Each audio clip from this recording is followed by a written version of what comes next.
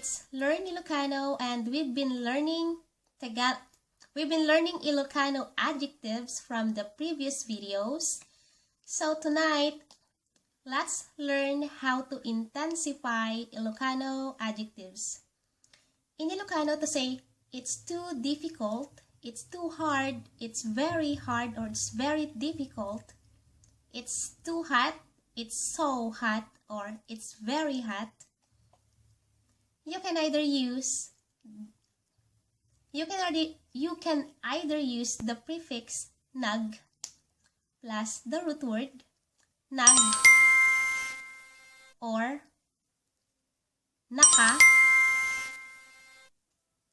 naka before the adjective, and also unay after the adjective.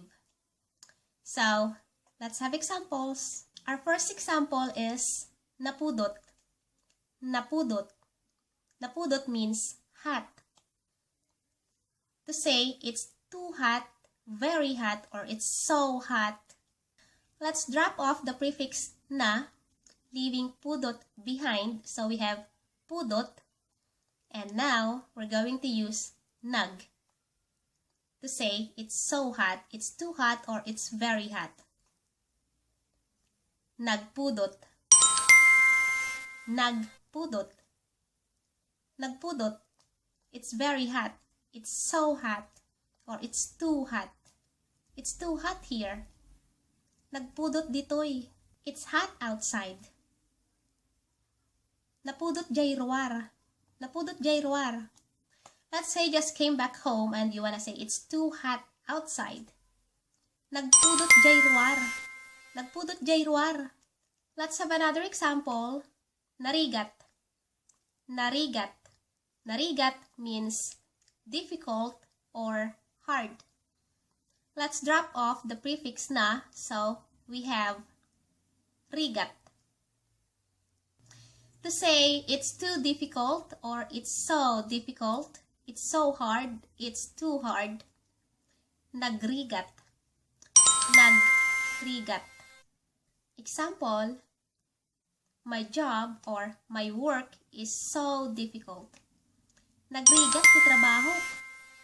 Nagrigat ti trabahok. Nagrigat ti trabahok.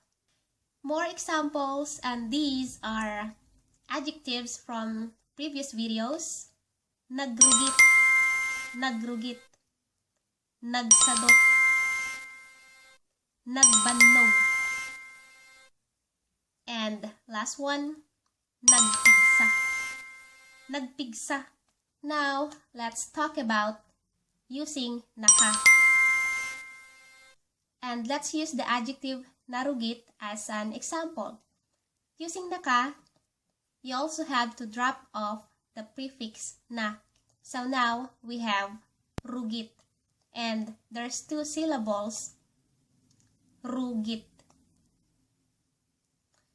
With using naka, to say it's too dirty or it's so dirty, nakarugrugit. Nakarugrugit. How did it happen to be nakarugrugit? As I said, there's two syllables on the word rugit. Rugit. What happened here is the first syllable, ru, and then we took the first letter on the second syllable, and that happened to be letter G. So now we have rug.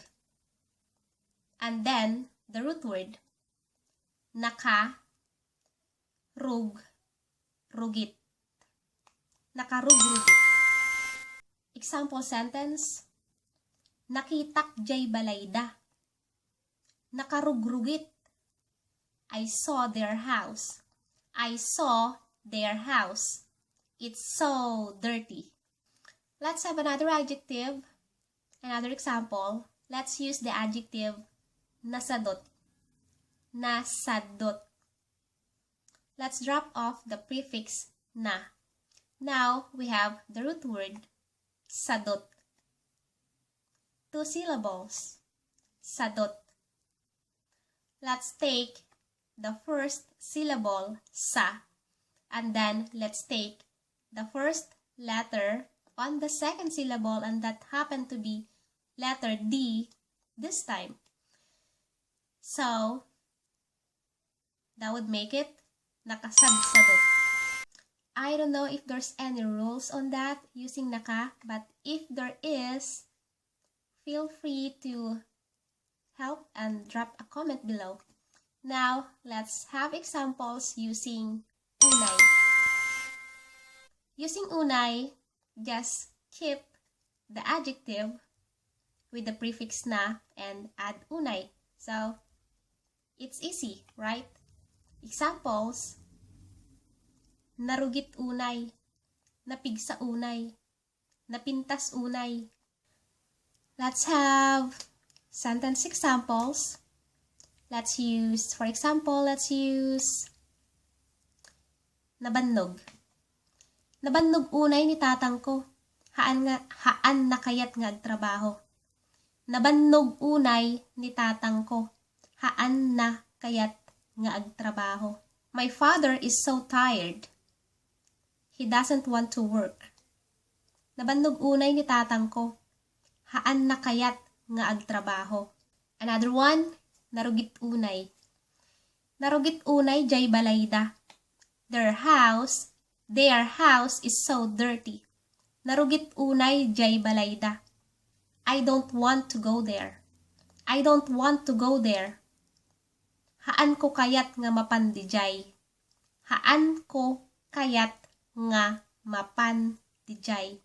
That's all for tonight. Have a good evening or have a good day. And I just want to ask if there's anyone here that speaks Ilocano na interesadong magturo for someone. I know there's few here. I know there's few Ilocano speakers here. So, I'm looking for someone na interesadong magturo ng Ilocano through video call for someone. So, if you are interested, just leave a comment below or leave a message on my Facebook page, Learn Tagalog. That's all. Bye. Good night.